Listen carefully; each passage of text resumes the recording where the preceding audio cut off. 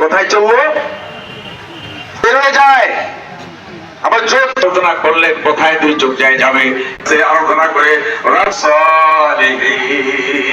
আল্লাহ আমাকে আগুন তুমি তো পুড়লে না এই দেশে আমি থাকবো না চলে যাচ্ছি বাইরে বেটায় যেমন তাদের আল্লাহর কাছে আত্মসমর্পণ সারেন্ডার হয়েছিল, এখান থেকে শিক্ষা অর্জন করা দরকার। আমি কি ওইভাবে তৈরি হতে পেরেছি কিনা, আমি তৈরি হতে পেরেছি কিনা, আমার ছেলে সন্তানরা ঠিক ইসমাইলের মতো আমরাও তৈরি করতে পেরেছি কিনা, এটা আমাদেরকে ভেবে দেখতে হবে।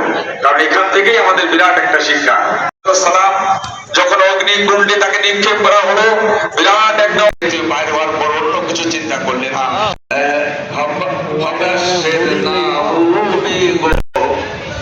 ইব্রাহিম আলাইহিস সালাম এই আল্লাহর কাছে একবারে আল্লাহ উলুহিয়াত তিনি চিনতে পারলেন, আল্লাহর কাছে আরাধনা করলেন। সূরা সাফফাতের মধ্যে আছে, তিনি বলতেছেন আর ওই দেশে চলে যাচ্ছেন, আমি কত কুরবানি তো করেছি, বলতে এই দেশে আমি আর থাকবো না, এই ফেরাউনের দেশে নমরুদের এলাকায় কেন থাকবো না, আমার বাবা আজর পর্যন্ত আমাকে এই আগুন থেকে বাঁচবার জন্য সুপারিশ হচ্ছিল।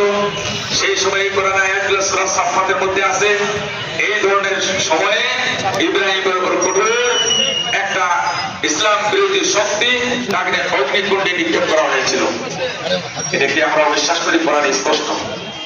অগ্নিকুণ্ডে যখন নিক্ষেপ করা হলো, নিক্ষেপ করার পর আগুনে পূর্ণ না, আল্লাহু আকবার, ইব্রাহিম আলাইহিস সালাতু ওয়াস সালাম এমন অভিভূত হলেন যে আল্লাহ বাস্তবে রব্বুল আলামিন আমার পিতামাতা ময় মুরব্বী যারা কবরে শুয়ে আছেন, আল্লাহ সেই মা সেই বাবা সেই দাদা দাদি আর নেই, আল্লাহ তুমি তাদের কবরকে জান্নাতের টুকরা বানিয়ে দাও। রব্বুল আলামিন যারা অনেকে বয়স্ক হয়েছে, আল্লাহ কবরে বিষ মাজায় বিষ, বিভিন্ন জায়গায় বিষ নিয়ে অসুস্থ অবস্থায় নিয়ে আল্লাহ দিনাতিপাত করতেছে, আল্লাহ তুমি তাদেরকে সুস্থতা দান করো। রব্বুল আলামিন দেশের এবং জাতির জন্য যারা কল্যাণের জন্য কাজ করতেছে, আল্লাহ তুমি তার সার্বিকভাবে তাদেরকে সহযোগিতা দাও। রব্বুল আলামিন আমাদের যুবক ছেলেগুলোকে সঠিক পথে নিয়ে আসার আমাদেরকে তৌফিক দান করো। আল্লাহ আমাদেরকে সবাইকে কবুল করে নাও, সর্বোপরি আমাদের কুরবানিকে কবুল করে নাও। ইন্না সালাতি ওয়া নুসুকি ওয়া মাহইয়ায়া ওয়া মামাতি লিল্লাহি রাব্বিল আলামিন। আল্লাহ তুমি আমাদেরকে তাকওয়াটাকে কবুল করে নিও। জীবনের শেষ যদি নামাজে আল্লাহ আর এক বছর পর এই নামাজ হয়তো আদায় করতে সুযোগ হবে না, আল্লাহ তুমি শেষ নামাজ হিসাবে তুমি আমাদের আজকে কুরবানিটাকে কবুল করে নিও। রব্বানা তাকাব্বাল মিন্না ইন্নাকা আনতাস সামিউল আলিম ওয়া তুব আলাইনা ইন্নাকা আনতাত তাওয়াবুর রহিম।